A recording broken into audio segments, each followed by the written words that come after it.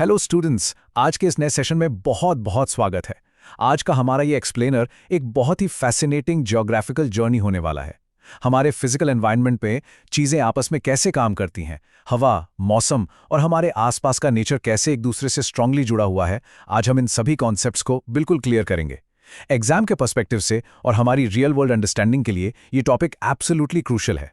So let's dive into this. सबसे पहले एक थॉट प्रोवोकिंग क्वेश्चन से शुरुआत करते हैं। कभी सोचा है कि अर्थ के अलग अलग रीजन्स में इतने अलग अलग क्लाइमेट्स क्यों होते हैं, और कैसे हमारे पहाड़, जंगल और वाइल्ड एनिमल्स सब एक दूसरे से डीपली कनेक्टेड हैं? ये नेचर की सबसे बड़ी मिस्ट्रीज में से एक है, जिसे आज हम इस डिस्कशन में डीकोड करेंगे। इंडिया के ही एक्सट्रीम क्लाइमेट्स का एग्जाम्पल लेते हैं। एक तरफ हमारे पास राजस्थान डेजर्ट की स्कॉर्चिंग हीट और बिल्कुल ड्राई सैंड है, और ठीक दूसरी तरफ केरला के ट्रॉपिकल फॉरेस्ट्स हैं जो बिल्कुल लश ग्रीन और रेनी है।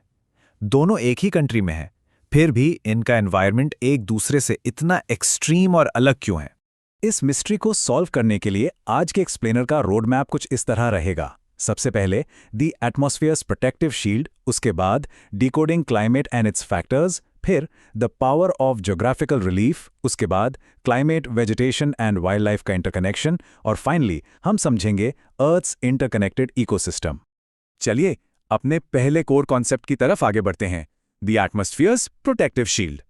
सो बेसिक पॉइंट ये है कि एटमॉस्फेयर यानी हमारा वायुमंडल अर्थ के चारों तरफ गैसेस का एक लंबा चौड़ा एनवेलप है। ये सिर्फ हवा नहीं है, ये वो बेसिक और एब्सोल्यूट रिक्वायरमेंट है जो इस प्लैनेट पर लाइफ को सस्टेन करता है। बिना एटमॉस्फेयर के सर्वाइव करना लिटरली इम्पॉसिबल है। ये एक जायंट ब्लैंकेट की तरह काम करता है। अब एक इंटरेस्टिंग साइंटिफिक ब्रेकडाउन देखते हैं। हमारी हवा एग्जैक्टली किन चीजों से बनी है? हवा में 88% हिस्सा नाइट्रोजन का है, 21% ऑक्सीजन है जो हम सांस लेने के लिए डायरेक्टली यूज करते हैं, और बचा हुआ सिर्फ 1% ऐसी गैसेस का मिक्सचर है जिसमें कार्बन डाइऑक्साइड, आर्गॉन और वाटर वेपर शामिल होते हैं। इस एटमॉस्फेयर को अलग अलग लेयर्स में डिवाइड किया जाता है, और एग्जाम्स के लिए ये लेयर्स बहुत जरूरी हैं। सबसे लोएस्ट लेयर है ट्रोपोस्फियर। जो भी वेदर बदलता है ना, बारिश, तूफान, बादल, वो सब यहीं ट्रोपोस्फियर में होता है। ठीक इसके ऊपर मिलती है स्ट्रेटोस्फियर, जहां हमारी बहुत ही इंपॉर्टेंट ओजोन लेयर एग्जिस्ट करती है। ये लेयर सन की हार्मफुल यूवी रेस को एब्जॉर्ब करती है और हम सबको प्रोटेक्ट करती है।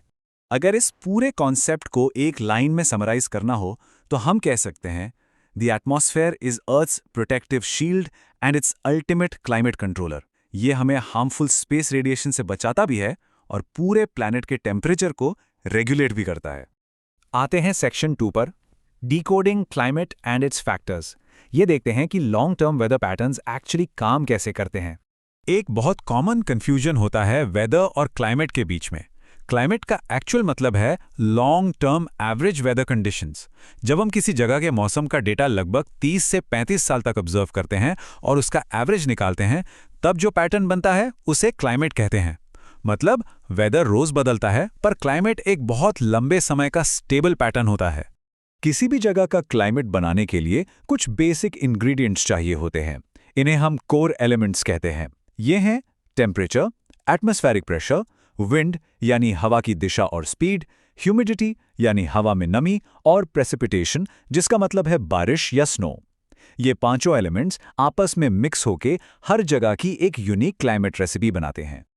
लेकिन इन इंग्रेडिएंट्स को कंट्रोल या मैनिपुलेट कौन करता है? कुछ मेजर ज्योग्राफिकल ड्राइवर्स। फैक्टर्स जैसे लैटिट्यूड, एल्टीट्यूड यानी height, distance from sea, ocean currents और रिलीफ यानी जमीन की फिजिकल बनावट या टोपोग्राफी। ये फैक्टर्स ही डिसाइड करते हैं कि किस जगह पर गर्मी होगी या सर्दी, और बारिश कितनी होगी। डिस्टेंस फ्रॉम सी वाला फैक्टर एक बहुत ही मेजर रोल प्ले करता है। अगर हम नोटिस करें तो कोस्टल एरियाज यानी समुंदर के पास वाले इलाके जैसे मुंबई, वहां हमेशा एक मॉडरेट स्टेबल क्लाइमेट होता है।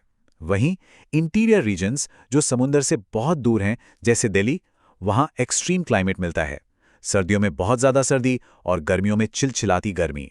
हमारा तीसरा मेन टॉपिक है the power of geographical relief. जमीन की शेप और लैंडफॉर्म्स एनवायरनमेंट को कैसे बदलते हैं, चलिए समझते हैं। यहाँ सबसे क्रूशियल पॉइंट ये है कि नेचर में कुछ भी आइसोलेटेड नहीं है, कुछ भी अकेले काम नहीं करता। क्लाइमेट, रिलीफ, वेजिटेशन और वाइल्ड लाइफ, ये सब जुड़कर एक massive interconnected physical environment system बनाते हैं। ये लिटरली एक जाइंट पजल की तरह है, जहां एक पीस हिला तो सब कुछ बदल जाएगा। इस इंटरकनेक्शन का एक बहुत सॉलिड एग्जाम्पल है ओरोग्राफिक रेनफॉल। ये प्रोसेस बहुत लॉजिकल है।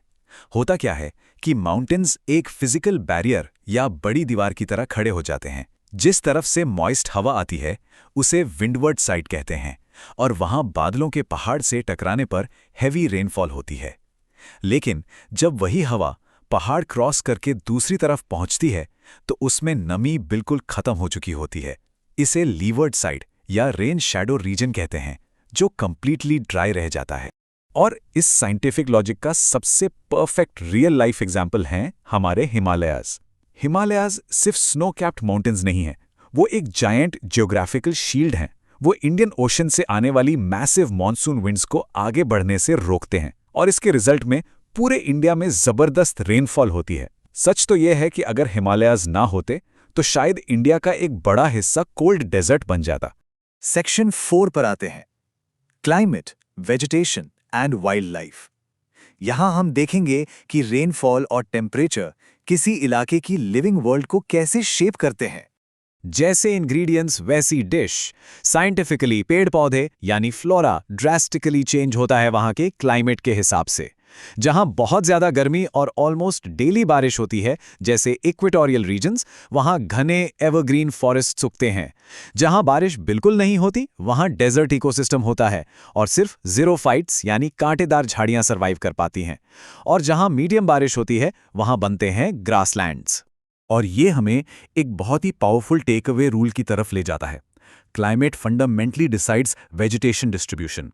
दुनिया के किसी भी हिस्से में कौन से पेड़ होंगे और जंगल कैसा होगा, ये टोटली उस जगह के क्लाइमेट पर डिपेंड करता है। अब जब वेजिटेशन कंप्लीटली क्लाइमेट पर डिपेंड करता है तो वहां रहने वाले जानवरों को भी वैसा ही बनना पड़ेगा। यहां आती है wildlife adaptation.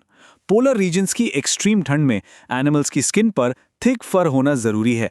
Desert animals ने स्लोली इवॉल्व करके अपने अंदर नेचुरली वाटर स्टोर करने की कैपेसिटी बना ली है। और जहां रिच डेंस फॉरेस्ट्स होते हैं वहां खाना ज्यादा मिलता है, इसलिए वहां की बायोडाइवर्सिटी नेचुरली सबसे हाई होती है। एंड फाइनली हमारा last section, earth's interconnected ecosystem. ये सबसे बड़ी पिक्चर है। यहां हम इकोसिस्टम की चेन रिएक्शन को कंप्लीटली फॉर्म होते हुए देख सकते हैं। सीक्वेंस एकदम स्ट्रेट फॉरवर्ड है। रिलीफ या टोपोग्राफी सीधे सीधे क्लाइमेट को इफेक्ट करती है।